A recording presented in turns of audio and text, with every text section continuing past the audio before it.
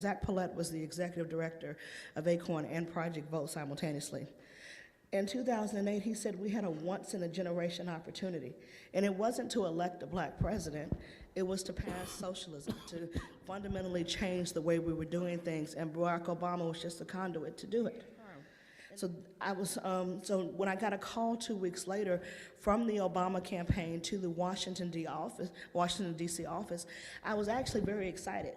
You know, this Obama campaign is calling it, calling ACORN. So I get out there and I type a little email and I send it out to all my supervisors.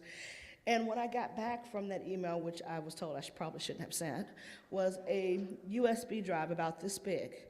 And on that USB drive was the second quarter Obama donor list from 2007.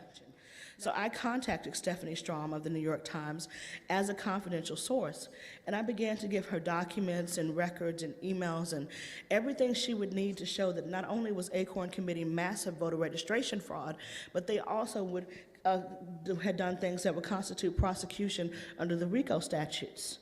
But every time, if you go back and you look up Stephanie Strom's articles from summer of 2008, every single article was more watered down than the next.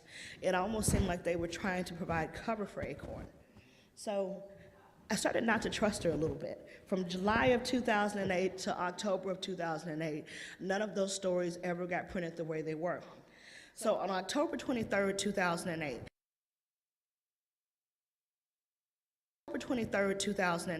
after working from July to October, I was at home with my daughter, who was 2 at the time.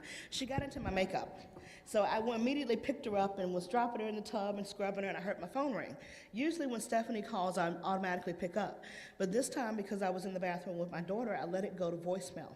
When I went back and I played that voicemail, it was Stephanie Strom telling me that her editors had told her to stand down from the story. She was coming to D.C. that day, 2 days from that day, to get information regarding the Obama donor list, collusion between the campaign, ACORN, and Project Vote, and she had independently verified meetings between the campaign and Project Vote outside of myself. So I called her back, and she told me that it was not the policy of the New York Times to print a game changer that close to the election for either side. Exactly. And if you remember, they printed a story about John McCain having an affair with an anonymous source. And there I was, willing to come forward, be identified, and they had a list that they could prove could not have been downloaded from the internet because it included donors that Obama had never turned over to the FEC. So I went to CNN. They did a 3-tape interview that never aired. ABC News and Martha Raddatz had the story and was able to prove the validity of the list, and they would not touch it. Everyone provided cover for Obama before the election.